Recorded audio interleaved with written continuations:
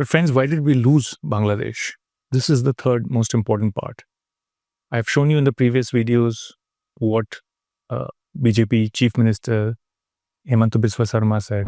যেনেকে পাৰে মিয়া কষ্ট দিয়ক না, আপুনিও দিয়ক না। ৰিক্সাত উঠিলে 5 টকা ভাড়া হলে 4 টকা দি দিব।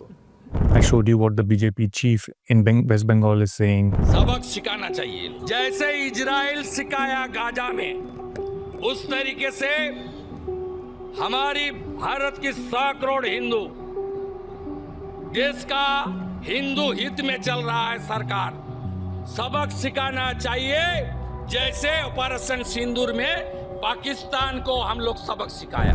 And all of this is being done to win elections which are coming up in April, May in India. The Home Minister also has shown you in the past what Mr. Amit Shah has said. So we have been defaming Bangladeshis. On top of that, we have been also unnecessarily provoking them by preventing their players from playing in the IPL. We should not have kicked out Mustafizur just because some BJP politicians were protesting. Then when they said they don't want to play in India and would like to play in a third country, the T20 World Cup, they were willing to play in Sri Lanka. We used our influence in the ICC because we helped control most of the revenue there. And Mr. Jai Shah is heading it, Mr. Amit Shah's son. We put an ultimatum that if you don't agree within 3 days, we'll replace you with Scotland. And then we went ahead and kicked them out. So all of this is unnecessarily spoiling things. But the major chunk of the way we have upset the situation is the way we dealt with Sheikh Hasina. That is, Sheikh Hasina's rule was very undemocratic, as I explained earlier. Thousands of extrajudicial killings, tortures, imprisonments, etc. All of this has been hidden from us. We didn't control her or advise her restraint, or at least publicly we didn't distance ourselves. In fact, in those rigged elections of 14, 18 and 24, our election commission would go there as observers and certify the elections as free and fair. Even when thousands of people had been imprisoned, even when there were court cases against millions of opposition figures, even when turnout rates would be 40% or below. The second aspect was that our intelligence services had no idea that she was becoming so unpopular, and we did not foresee what was going to happen in 24 July and August. Then the third problem is we gave her shelter here in India. Even when the Bangladeshis asked for her extradition, we could have just asked her to leave the country, even if we didn't want to extradite her. And the question is, why didn't she go to some other country? Why didn't she go to England or America or some other country? It's because she knew that she would be tried for human rights violations there. They have pretty strict laws in those countries. And those countries also didn't want her because they didn't want to spoil their relations with Bangladesh. Bangladeshis were expecting that after 24 August, India would change its behavior and be more cooperative. But they found the opposite. The government became more intrusive and attacking.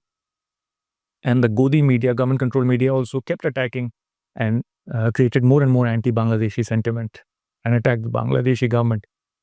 Muhammad Yunus was portrayed as some kind of Islamist terrorist.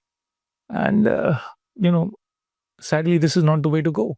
That's not the way you're going to improve your relationship. Even now, there is a chance, we should not deteriorate our relationship any further. The government, on one hand, did send the External Affairs Minister Jaishankar to meet Tariq Rahman. But even when he went, he didn't meet Muhammad Yunus, the Prime Minister, in December.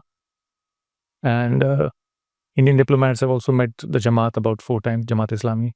At the same time, we have also worsened the situation, as I explained, with respect to cricket and players. And it's kind of a mixed bag. And overall, I would say China seems to be winning this. And Godi media and the government, in a way, with its campaign, has ensured that. But make no mistake, Bangladesh is a very important country for us. As I had explained earlier, we share a 4,000 kilometer border with them. And sadly, There have been a lot of firings by the BSF. In fact, about 1,200 Bangladeshis have been killed between 2000 and 2020. For us, this border is even more vital because many of the insurgent groups in the northeast take shelter in Burma, that's Myanmar, or in Bangladesh.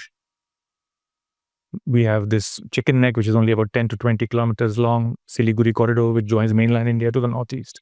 On one side is Bangladesh, a country of 18 crores with a massive army. On the other side is Doklam, that is, the Chinese army has built a huge base there to press on that chicken neck. We have, as I explained, $13.5 billion in trade, which should be much more if we remove the tariff and non-tariff barriers. We have instead, in fact, blocked transit trade. Bangladeshis could use our ports to transit the goods. We have not been giving them even medical visas in the way they wanted. They used to come and use our hospitals, but pay for them. So it was good business for us also. And most importantly, Bangladesh is very strategic. That is, the Bay of Bengal used to be an Indian lake. And if we keep deteriorating relations, I foresee a point at which China starts building bases there. They are very keen to enter the Bay of Bengal. And the United States also wants to prevent China from entering. And that's why it's offering these sweet deals to Bangladesh. And we don't want foreign powers to be entering here. So for multiple reasons, Bangladesh is a critical region. And I hope our relationship is restored as soon as possible.